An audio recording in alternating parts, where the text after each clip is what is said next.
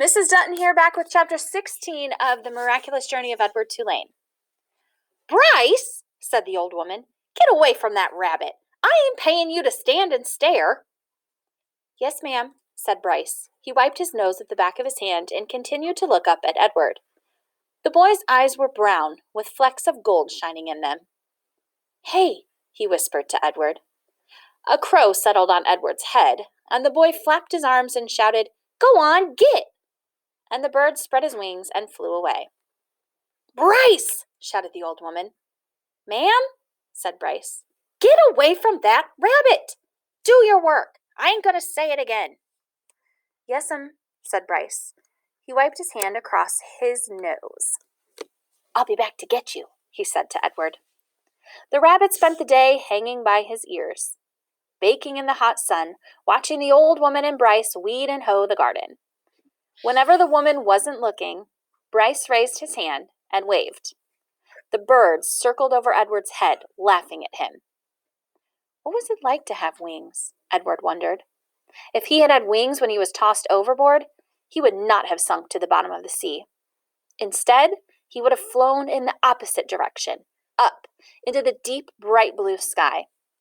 And when Lolly took him to the dump, he would have flown out of the garbage and followed her and landed on her head, holding on with his sharp claws.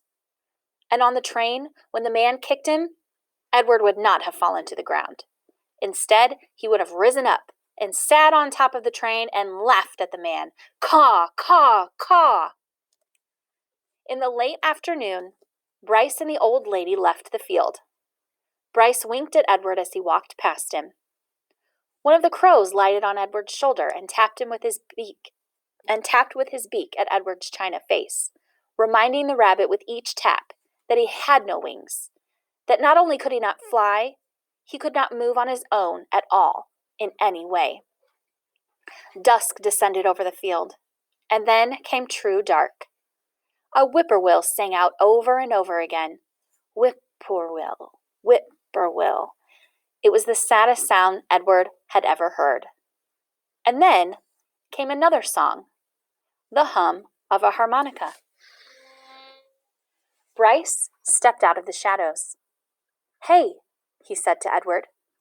He wiped his nose at the back of his hand and then played another bit of song on the harmonica. "I bet you didn't think I'd come back, but here I am. I came to save you." Too late, thought Edward as Bryce climbed the pole and worked at the wires that were tied around his wrists. I am nothing but a hollow rabbit.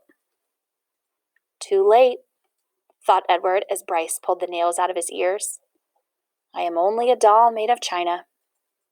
But when the last nail was out and he fell forward into Bryce's arms, the rabbit felt a rush of relief, and the feeling of relief was followed by one of joy. Perhaps, he thought, it is not too late after all for me to be saved.